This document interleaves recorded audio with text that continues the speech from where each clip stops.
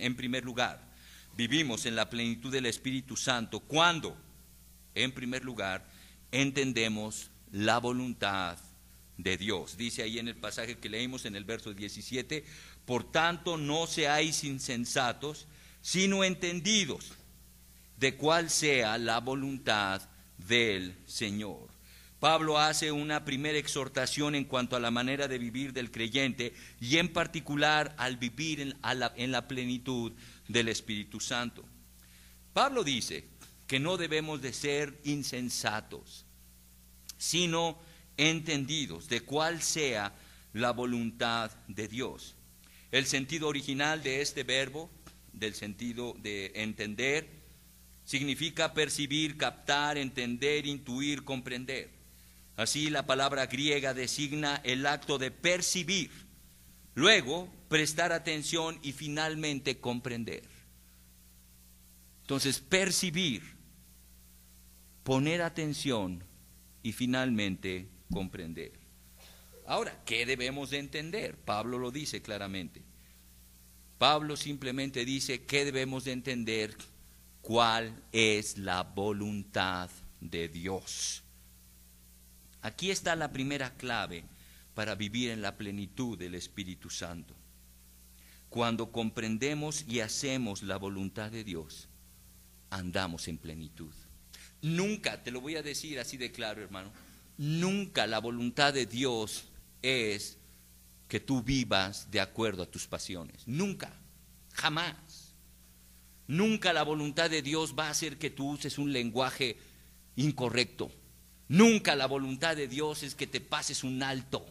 Nunca la voluntad de Dios es que si alguien se te cierra, le hagas señales con la mano o con los dedos. Nunca. Sí, cuando lo haces, no te dijo el Espíritu Santo que lo hicieras. ¿Quién te dijo que lo hicieras? Tu yo, tu carne.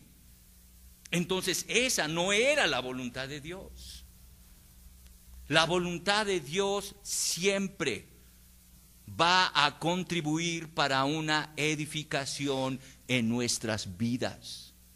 Nunca la voluntad de Dios es que yo lleve una vida pecaminosa, jamás. No, pues yo creo que la voluntad de Dios era que yo me metiera a este antro.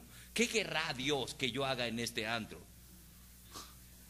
¿Tú crees que esa es la voluntad de Dios en tu vida? ¿Que vayas a un antro y que todavía te preguntes, ¿podré evangelizar en este lugar? No, hermano, para empezar, ni siquiera debiste de haber entrado ahí. Esa no era la voluntad de Dios. ¿Quieres evangelizar? Hay oportunidades de evangelismo y no en un antro necesariamente.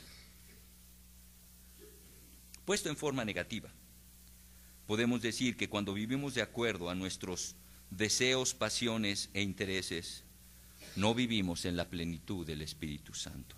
Así, para vivir en la plenitud del Espíritu, lo primero que tenemos que hacer es entender y hacer la voluntad de Dios en nuestras vidas. No podremos comprender la voluntad de Dios si no leemos la Biblia, si no oramos, si no tenemos nuestras 5 piedras. ¿Te acuerdas nuestras 5 piedras? Las 5 piedras de David. ¿Cuáles son nuestras 5 piedras? La Biblia, la oración, el compañerismo, la comunión entre los creyentes, el servicio y el uso efectivo de los dones. Fuera de esas 5 áreas, tú no vas a conocer la voluntad de Dios. Te lo digo así de claro, tú no vas a conocer la voluntad de Dios viendo la televisión. Tú no vas a conocer la voluntad de Dios haciendo acciones que a Dios le desagradan. Tú no vas a conocer la voluntad de Dios si no lees la Biblia. Este año estamos haciendo un especial énfasis, ya se dieron cuenta cuántos capítulos a la semana estamos leyendo, y ese es un registro que tenemos que entregar en la escuela dominical. ¿Sí han visto eso? Si no lo han visto, reclámenle a su maestro de escuela dominical, porque ahí viene una papeleta donde tienen que registrar eso. Y capítulos, me estoy refiriendo a los números grandes, hermanos.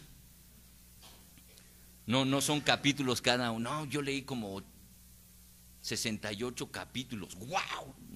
No son los números chiquitos. Se llaman versículos, los grandes. Porque la lectura de la palabra de Dios, la oración, el compromiso con la iglesia y la voluntad de Dios caminan juntitos. Yo no puedo hacer la una sin la otra.